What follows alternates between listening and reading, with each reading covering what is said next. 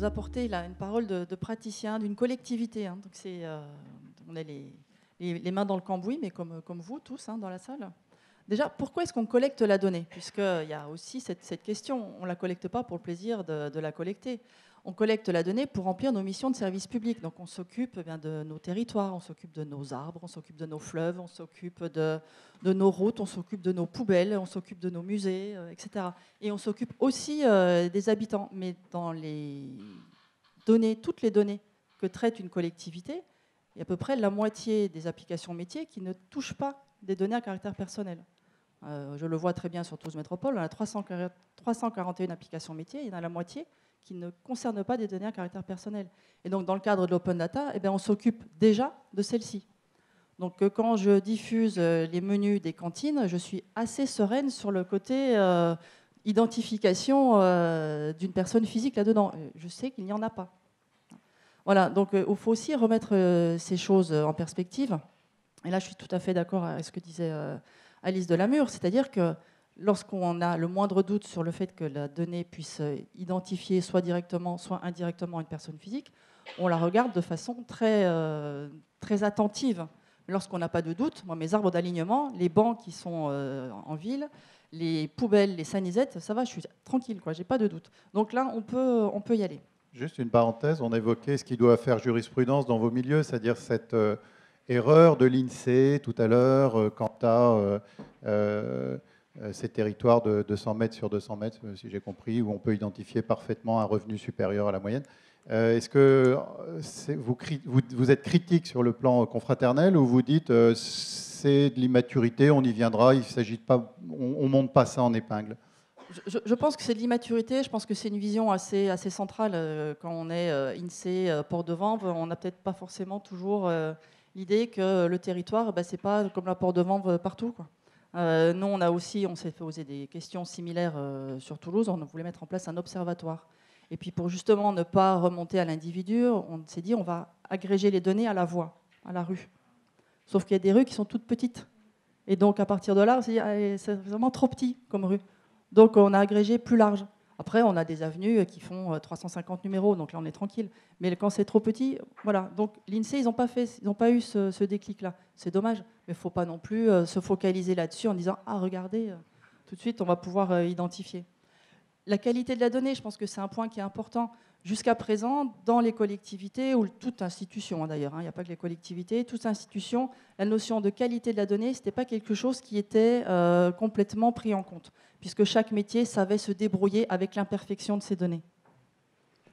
Ça, c'est un point qu'il faut savoir. Mais dès lors qu'on repartage ces données, ne serait-ce qu'en interne, c'est ça aussi l'important de l'open data, c'est que ça permet de désiloter, de casser tous ces silos, ces métiers qui ne se parlent pas les uns avec les autres, pour éviter que Raymond parle à Gérard exclusivement et qu'on puisse justement dépasser ces petits réseaux internes.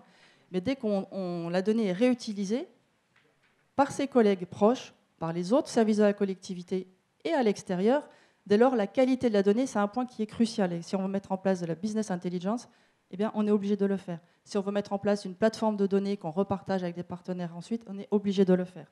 Si on veut ne serait-ce que bosser efficacement, et rien que ça, on est obligé de le faire. Donc ça, c'est un point qui est aussi important, la qualité de la donnée.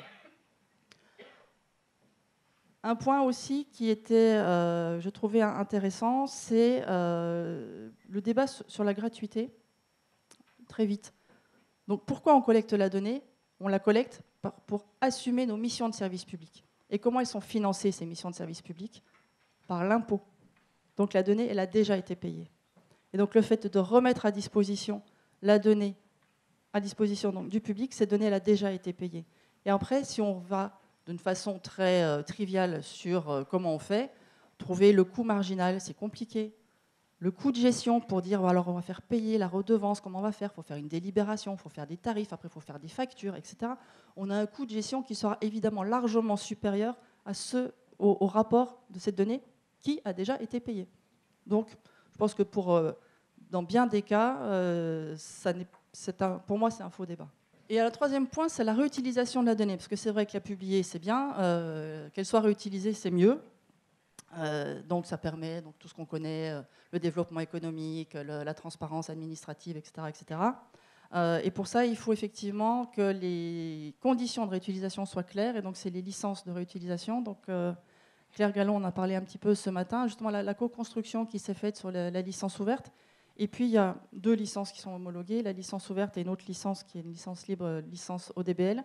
Et pour laquelle il y a aussi une co-construction qui est en cours. Et cet après-midi, on est en discussion avec les grands réutilisateurs, y compris les GAFA. Dans le cadre d'Open Data France, on est en discussion avec eux justement sur comment est-ce que les collectivités lisent cette licence.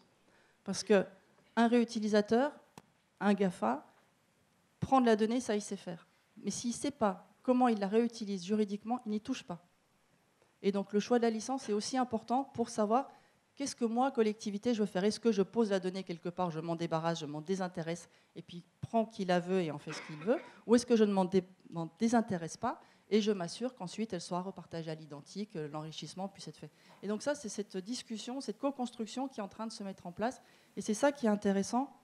Et pour finir, ce qui est aussi très intéressant dans tout un projet Open Data qu'on met en place dans une institution, ce n'est pas un sujet juridique, ce n'est pas un sujet informatique, ce n'est pas un sujet de com, ce n'est pas un sujet de développement économique, ce sont les 4 sujets à la fois. Et c'est justement d'avoir ensemble, de mettre ensemble ces 4 compétences, 4 personnes, 4 services, en tout cas ces 4 compétences, les mettre ensemble pour que justement elles travaillent dans le même sens pour que tous ces éléments puissent voir le jour, pour qu'on puisse avoir les informations, donc d'un point de vue technique, que ça tienne la route, d'un point de vue juridique, que ça tienne la route, etc., etc. Qu'on puisse faire aussi la promotion de son territoire, il ne faut pas se voiler, c'est aussi un des enjeux pour nos élus. Et c'est ça qui est intéressant, justement, c'est de casser les silos. Et pour revenir sur l'image de Claire tout à l'heure, c'est que les livres dans la bibliothèque, justement, ils soient accessibles par tout un chacun.